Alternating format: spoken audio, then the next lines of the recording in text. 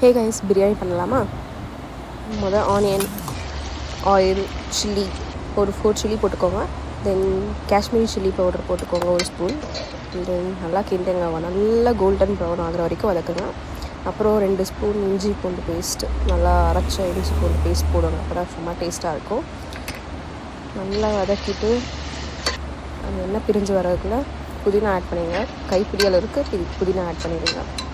அதை போட்டு நல்லா வதக்கிட்டு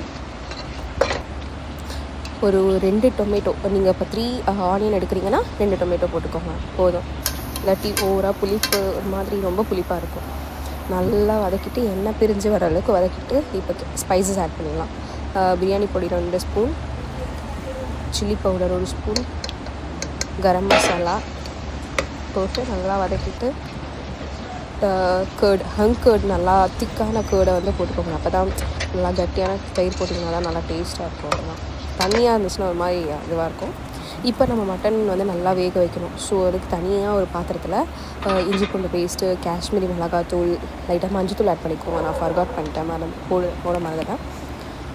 லெமன் நல்லா ஸ்வீஸ் பண்ணிக்கோங்க. அப்புறம் நல்லா போட்டு கிண்டிட்டு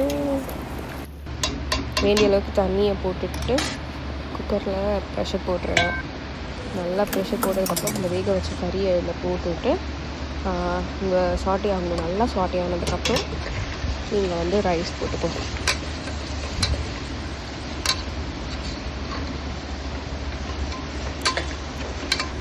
ரைஸ் போட்டுட்டு அந்த தண்ணி வந்து நல்லா எண்ணெய் பிரிஞ்சு வரப்போ நீங்கள் வந்து தம் போட்டு க்ளோஸ் பண்ணிடலாம்.